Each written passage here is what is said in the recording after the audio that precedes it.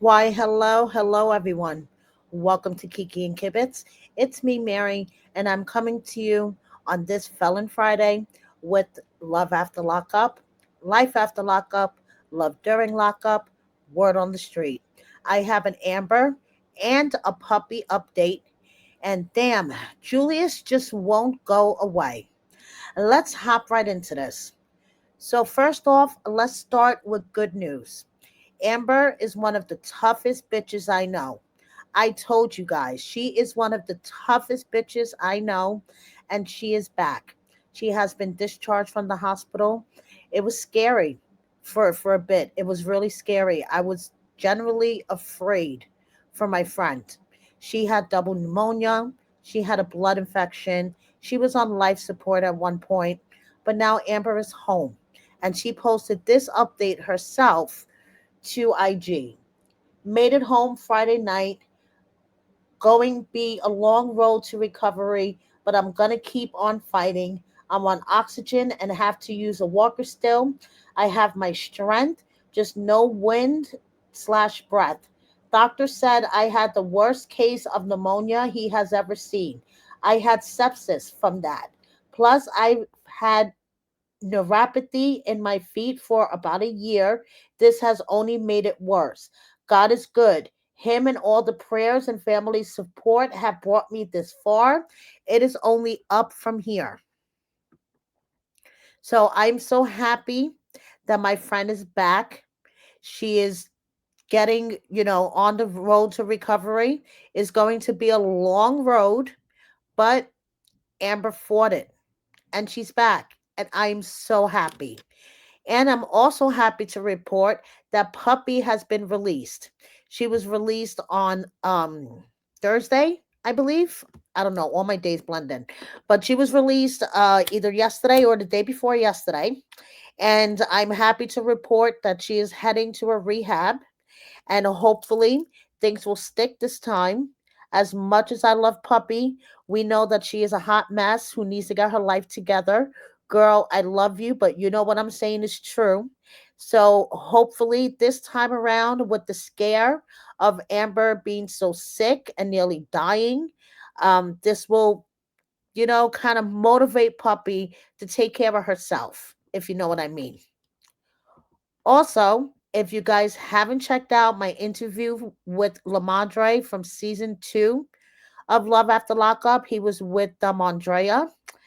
This is another good news I want to bring to you guys. Okay, Lamadre has been out for a month, and he is out here working, taking care of himself physically and mentally, reconnecting with family. This is the stuff that I like to see. He's learned his lesson from what I've seen from talking to him, from spending the 13 years in jail. Check out my interview if you haven't already. Now, this may be good news for some, but not for me. Julius says, podcast, tap in. I'm doing interviews. I admit, the first couple of weeks of the season, I did DM Julius for an interview. And when he asked me what was my budget, I kindly saw myself out of the conversation. Because, as you guys may or may not know, I don't pay for anything. I'll pay for court documents if they're worth it, but I do not pay for interviews. I don't pay for likes, views, subscribers, whatever the case may be. My budget is zero when it comes to this channel. Occasionally, like I said, if there's court documents that I have to pay for that are interesting, hey, I'll pay the couple of dollars for it. But as for paying Julius for an interview, hells no. Why would I want to pay a dude for an interview when I need fucking subtitles to understand him? Okay? Like, please, Julius, this may be good news for other people that you're doing interviews, but I'm sorry, guys. I couldn't care less. You need a retwist today. You hear me? My shit look crazy. You see what I mean? I would need subtitles just to understand them. Right now, while you go to jail, make sure y'all go tap that link, like, comment, share, subscribe, all that, man. And I'm doing features too. Make sure you tap in. DM me. I'm doing features. Tap that link in my bio. Go straight my music on all platforms. So you see what I mean, you guys? I would need subtitles to understand him. So this is not necessarily good news to me that he's available for interviews. Honestly, I really don't give a shit. Um, he just won't go away. The season's over. This is going on 2 weeks. Tonight is episode 2 of Mama June. Life After Lockup is starting August 1st. Cannot be quick enough for me. August 1st cannot come soon enough. Okay. My, when we're on our forced Mama June break, I don't know what to do with myself on Friday nights. Hence why I'm sitting here recording a word on the street. But anyway, Julius won't go away. He is still all over my IG feed. He is still all over TikTok. He is hanging on to his 5 minutes of fame as much as he can by his little fingernails. He is hanging on to relevancy. He wants to get his music out there. I mean, I don't even understand. I don't understand when he's speaking normally. When he's rapping, it's even worse.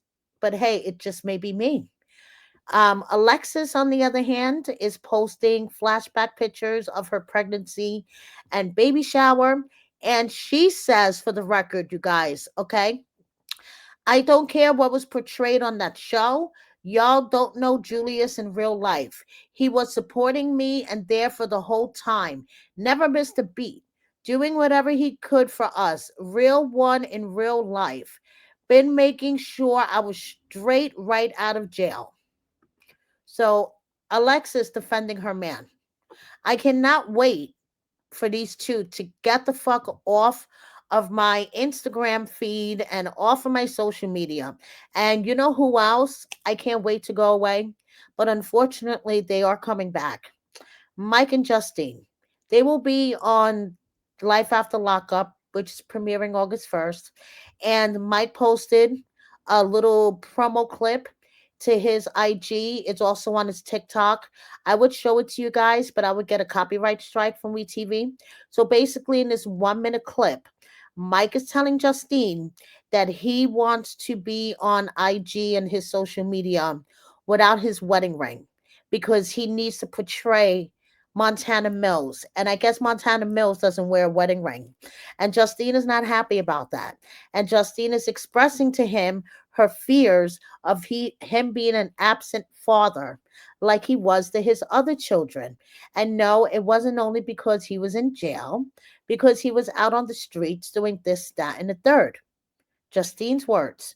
So it looks like their storyline originally, from what I understood, a little birdie told me they were going to have this big WeTV wedding, but for whatever reason, that didn't happen. So now it's Montana Mills wanting to be a rapper and acting like he has no responsibilities. He's not a husband, he's not a father. And yeah, really? Are we going to have to suffer through this for a whole season again? I know I don't give a shit. And I think I know my subscribers pretty well, and I'm pretty sure you guys don't give a shit. Don't get me wrong. If you like Mike and Justine, hey, we're all adults. We could agree to disagree. But I'm pretty sure most of you don't give a shit. And honestly, if they were going to bring back a couple that we've seen in repeated seasons, Melissa and Louie would have been my vote. Okay. Yes, Melissa could be annoying.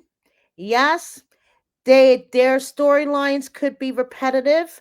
But if I had a choice between Goofy and Juju and Melissa, Louie, and Donna, oh hells yeah, Melissa and Louie would be back in a second.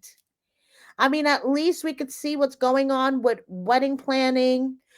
Louie being a real estate agent. I mean, they have actual storylines. Mike is going to be a rapper.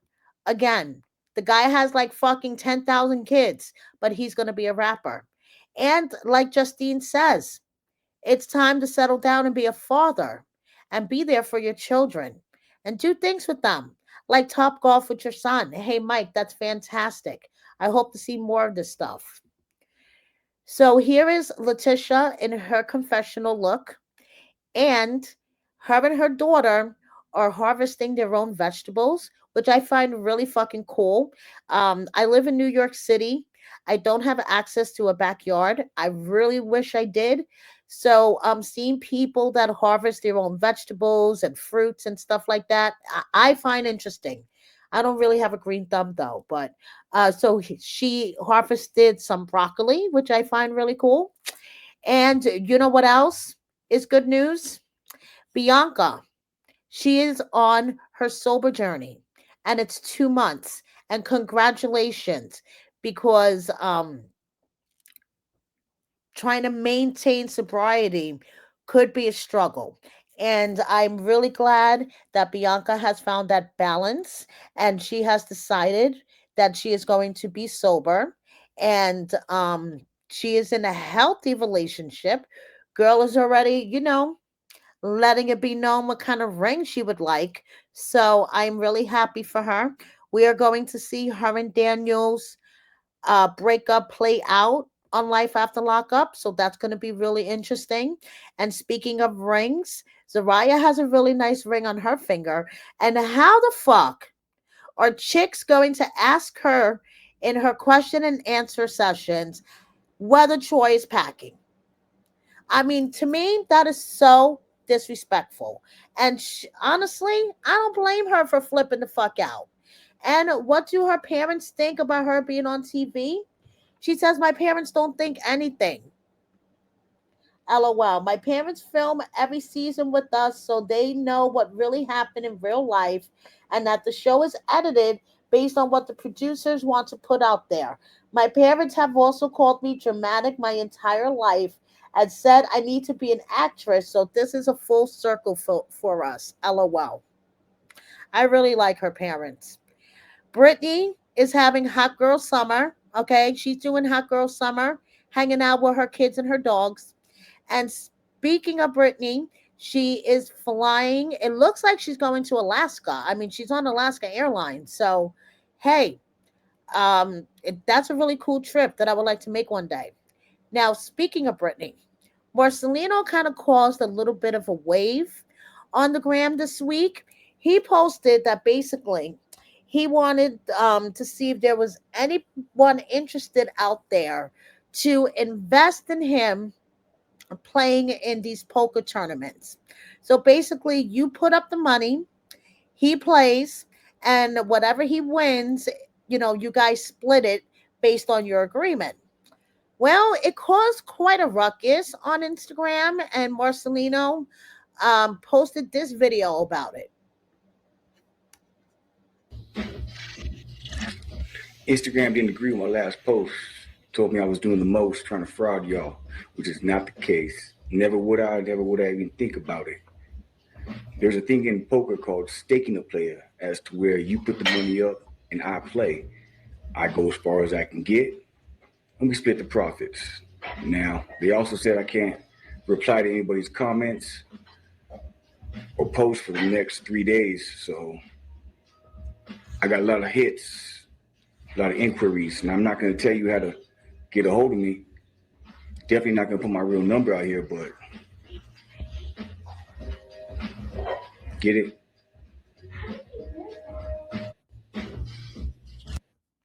So there you go. Marcelino wants everyone to know that this is actually a real thing, even though Instagram thinks it's a scam. It's not. Now, speaking of scams, guess what Dylan and Heather both have in common? They are both rideshare drivers. Dylan drives for Uber, Heather drives for Lyft. I would not get into neither of their cars. So here is Dylan. He had technical difficulties with his electric car. Okay, so driving one day and this happened to him. Okay, part two of why you don't take an electric vehicle too far. I'm out here driving Uber, to the money, doing my thing, and I get a rider. Little do I know she's headed to Indiana, and this is the current situation. dead as a doorknob. Luckily, I pulled into a housing neighborhood with a lot of super cool residents, and so the ones willing to use the outlet, the ones bringing an electric cord. It takes a village, baby. I guess so, Dylan. So, like I said, both him and Heather are rideshare drivers. Heather took a break, went live on her YouTube channel to explain what is currently going on with custody of her youngest child, that basically child services took him from her directly from the hospital when he was like 3 or 4 days old. um I'm just gonna let Heather explain in Heather's words, okay? Because no one could explain Heather's life like Heather. And I trimmed the You snap. have to have custody taken from you to not have custody. And that's a long process that the court is not even attempting right now. Right now, it's just, well, I can't tell you guys all the details of what they're doing, but the basic vibe is that they're accusing me of having a mental health illness. I've gone through all of the requirements and submitted doctor testimony, and we're just waiting now. So it's a waiting game for them to just either give him back or give some legal reason why they won't. And there is no legal reason. So I'm doing multiple different types of work, food delivery, private shopping. Still haven't given up on the PODs and passenger rides. Basically taking and creating any opportunity that I can. It's very busy to try to balance a full-time work schedule, and I need even more than full-time because I have 4 children, and a grandchild. But it's been very, very difficult to find balance with having to spend the first 6 hours of my day in a DCFS office. And I say 6 because it's a 2-hour commute, a 2-hour visit, and a 2-hour back to work. So I'm very grateful for the employment and income that I have right now that are, willing and able to work with that visitation schedule. It's very frustrating. As I said 1,000,001 times, there's never been anything wrong with me.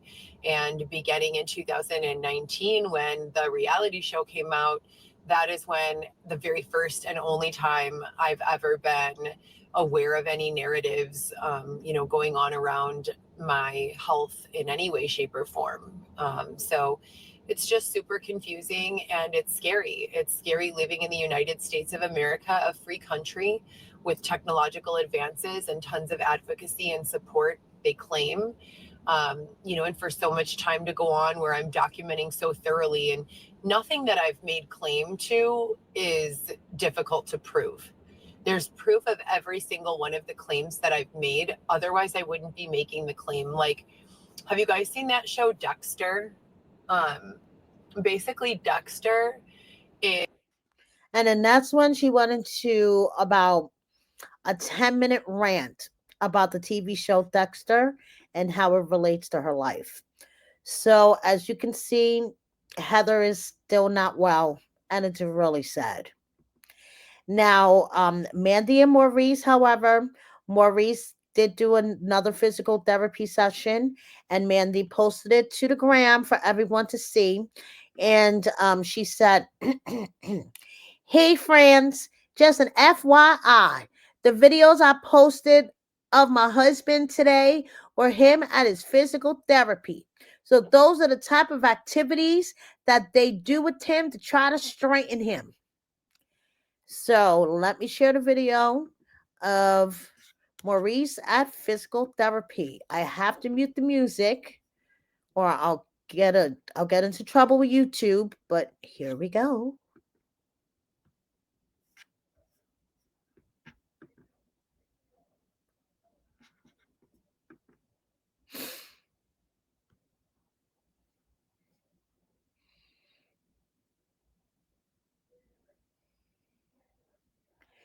Now, it looks like Maurice is progressing. He does have a lot of upper body strength.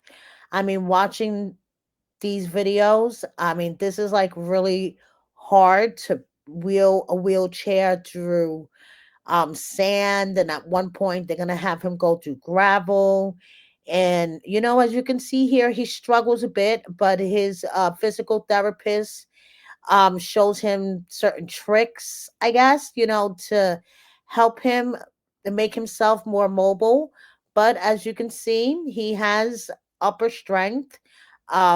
Unfortunately, his lower half is still paralyzed. If you guys do not know what happened to him, last summer he was shot, I believe, 5 times. He got into an argument with someone. Apparently, it was like a bump into, aren't you going to say, excuse me, to my wife? Fuck you. And the guy pulls out a gun and shoots him 5 times. And a um, a bystander was also killed. So it was just a horrible incident. But Maurice is still recovering.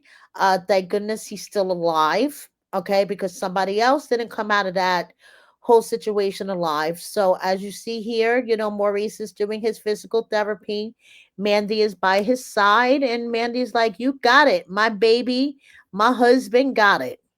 So, moving on, we have Savannah, who has been looking healthier lately on her social media and happier, not for nothing. Then we have Lindsay with her cowboy.